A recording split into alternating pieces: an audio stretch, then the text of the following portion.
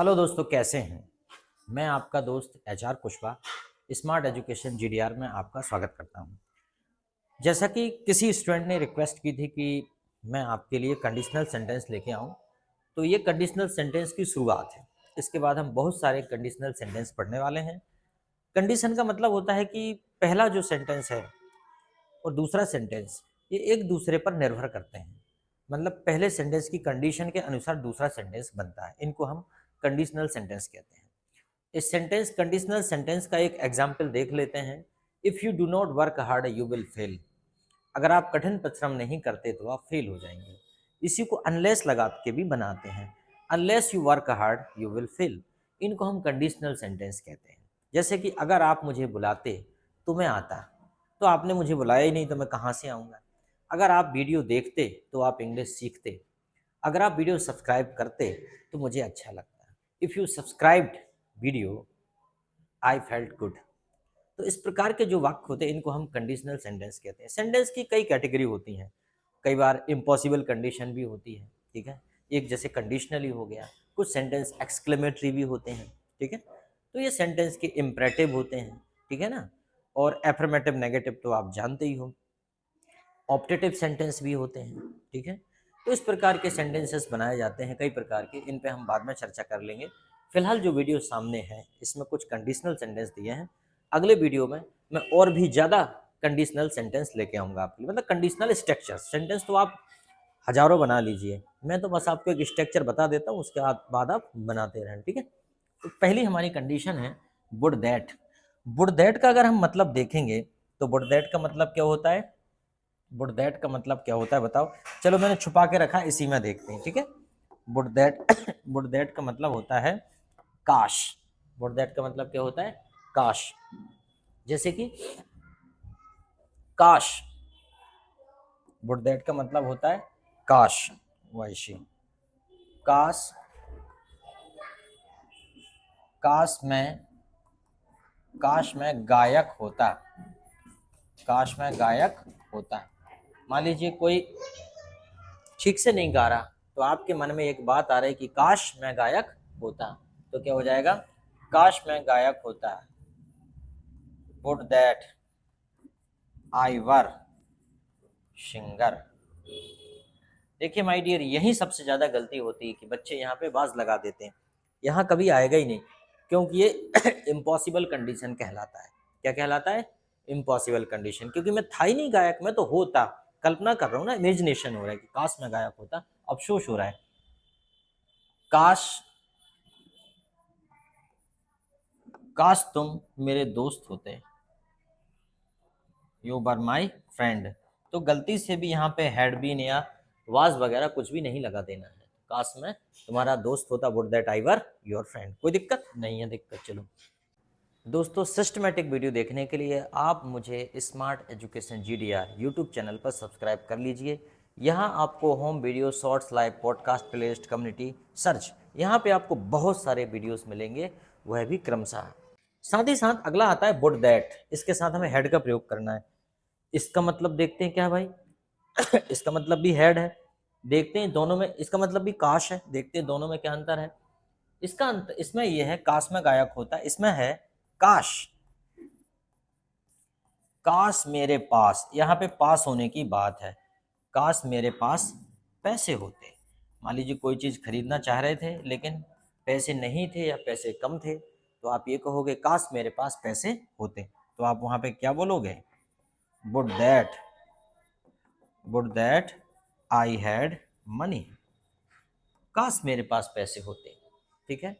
काश मेरे पास बंदूक होती। एक सैनिक के पास अगर बंदूक ना हो तो निहत्था सैनिक भी बहादुर तो होता है लेकिन दुश्मन से नहीं लड़ पाएगा ठीक से। तो सैनिक क्या बोल सकता, काश मेरे पास बंदूक होती।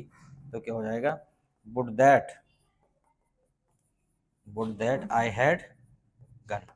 काश मेरे पास बंदूक होती, ठीक है। कोई दिक्कत। चलो आगे बढ़ते हैं। इसी के साथ साथ अगला दिया है वुड दैट। देखते हैं इसमें क्या है। बड़ी अजीब बात है, इसमें भी काश, इसमें भी काश, सब में काश। तो देखिए किस प्रकार का काश है। वुड दैट, काश तुम आते। तो यहाँ पे हम सीधा वर्ब लगा देंगे, काश काश तुम काश तुम मेरी मदद करते, ऐसा कर लो, कुछ भी आ जाता है वो तो सेंटेंस। काश तुम मेरी मदद करते बस काफी है। तो क्या हो जाए, काश तुम मेरी मदद करते। Would that you help me. अगर वुड दैट के साथ बोलते हैं इसका मतलब यही होता है, would that you help me, काश तुम मेरी मदद करते, काश तुम काश तुम मुझसे शादी करते। Would that you marry me. दो लोगों में हमेशा ये काश की बात रहती है, जब दो लोग रहते हैं उनमें से एक तो काश करता है और एक रिजेक्ट करता है। ऐसा बहुत कम होता है कि दोनों मिलके साजिश को अंजाम दे देते हैं, नहीं तो एक तो काश और एक बहुत ज़्यादा डोमिनेट होता है ना। तो क्या, would that you marry me, काश तुम मुझसे शादी करते, ठीक है। तो काश, काश तुम जाते, वुड दैट यू गो, काश तुम आते, वुड दैट यू कम, काश तुम मेरी शादी अटेंड करते, would that you attend my marriage. काश कितना अच्छा, देखो काश। उसके बाद आ जाएगा इफ सब्जेक्ट बर। तो देखिए इसमें क्या है, अगर इफ सब्जेक्ट बर प्लस नाउन, देखिए तो ऐसे नहीं आएगा समझ में, सेंटेंस से बहुत अच्छे से समझ में आ जाता है। इफ प्लस सब्जेक्ट फिर बर प्लस नाउन, ठीक। इसका मतलब है अगर, ठीक है, ये भी कंडीशन है, कंडीशनल वाक्य है।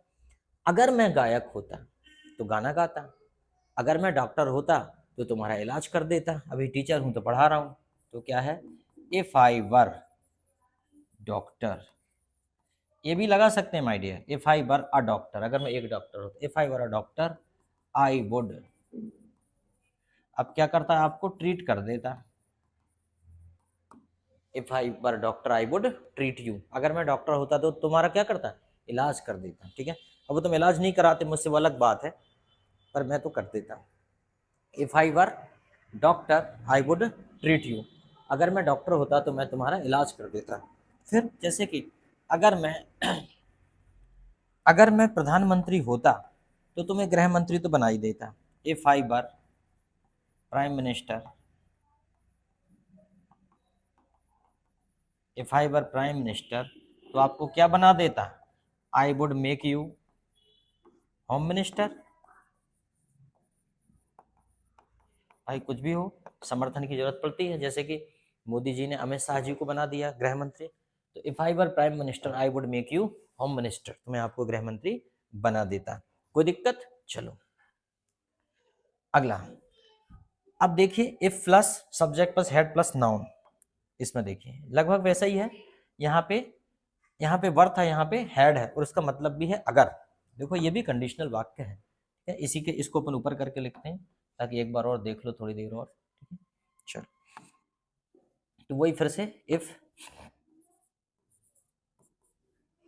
Plus subject plus head plus noun.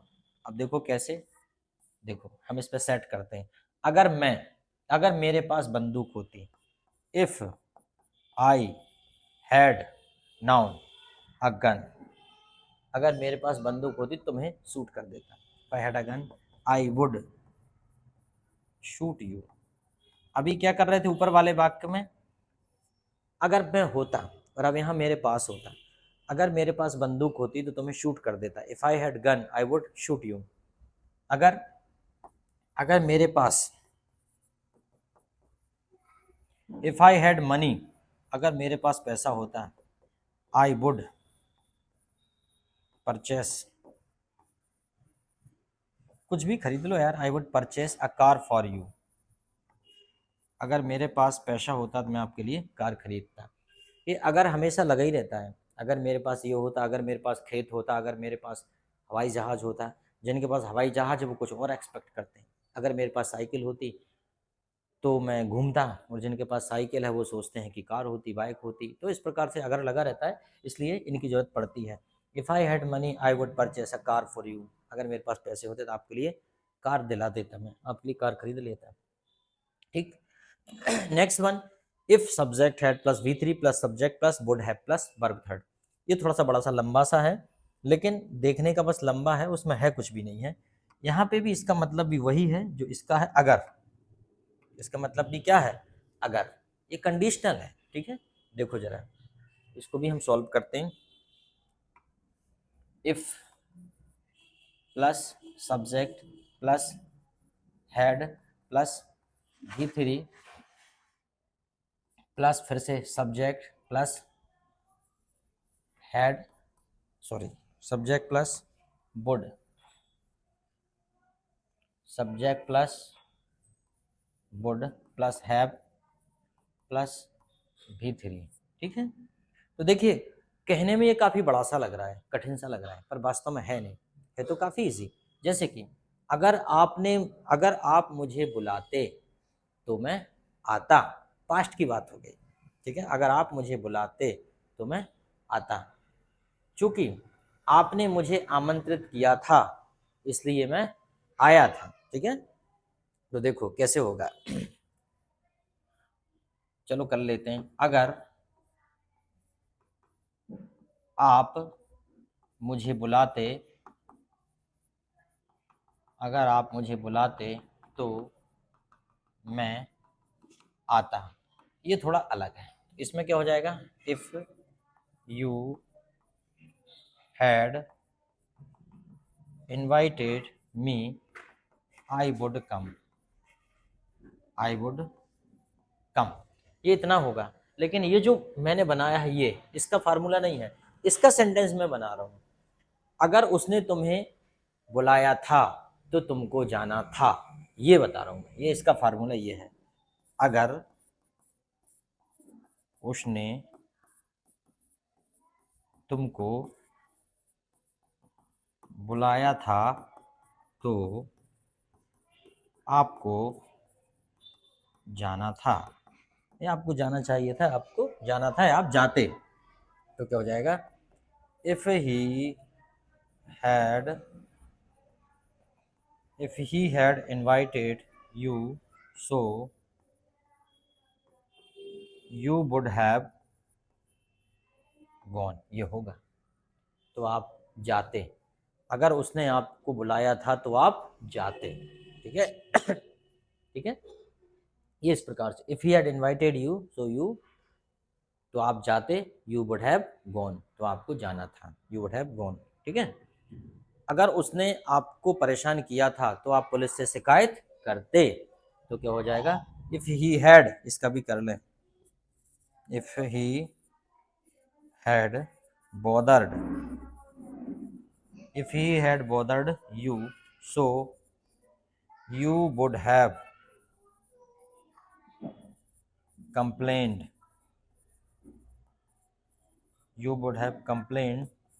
to the police, to the police, ठीक है। if he had bothered you so you would have complained to the police, तो आपको पुलिस से शिकायत करना था, पुलिस से शिकायत करते। चलो, अब दिया है माय डियर इफ ओनली, बर इफ ओनली हैड, ठीक है। इसको और देख लेते हैं। इफ ओनली, इसका मतलब भी वही होता है दोस्तों, काश, ये भी वही है, इसका मतलब भी क्या होता है, काश। जैसे कि इफ ओनली, इसका मतलब भी होता है काश, दोनों एक साथ कर लेते हैं। काश, if only I were teacher, काश मैं टीचर होता, संयोग से मैं तो टीचर ही हूँ। If only I were teacher, काश मैं टीचर होता, if only I were teacher. और अगर हम दूसरा बनाएं, if only I had a computer, काश मेरे पास कंप्यूटर होता, तो मेरे पास तो कंप्यूटर भी है। तो देखो, वर और हैड, एक का प्रयोग होने के लिए हुआ है, एक का प्रयोग पास होने के लिए हुआ है, कोई दिक्कत? तो इसमें भी वैसे ही बनाना है जैसे हमने वुड के साथ बनाया था, वुड दैट के साथ बनाया था काश वाला। अगर मैं गायक होता, तो इफ काश, अगर मैं गायक होता तो गाना गाता। काश मैं मेरे पास कार होती, और यहाँ क्या बोल रहे हैं, काश मैं टीचर होता, काश मेरे पास कंप्यूटर होता। तो इस प्रकार से हम ये सेंटेंस बनाएंगे। लास्ट वन है, subject plus if plus subject plus भी, सब्जेक्ट प्लस वुड प्लस भी। ठीक है, तो देखिए, अगर तुम मुझे बुलाते हो तो मैं आऊँगा। ठीक है, तो कितना सिंपल है। चूंकि इम्पॉसिबल कंडीशन है, बुलाया नहीं है, तो क्या हो जाएगा, if you call me I would come.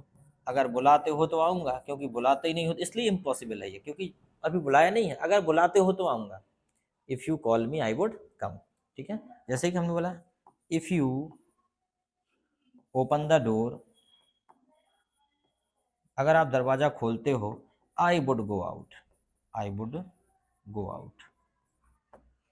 या अगर आप दरवाज़ा खोलते हो तो आपको ठंड लगेगी, if you open the door you get cold, ये भी कर सकते हैं, यू गेट कोल्ड, आपको ठंड लगेगी, यू गेट आपको ठंड पकड़ लेगी, यू गेट कोल्ड तुम्हें ठंड लग जाएगी। तो इस प्रकार से आप इसको कर सकते हो। ठीक है, और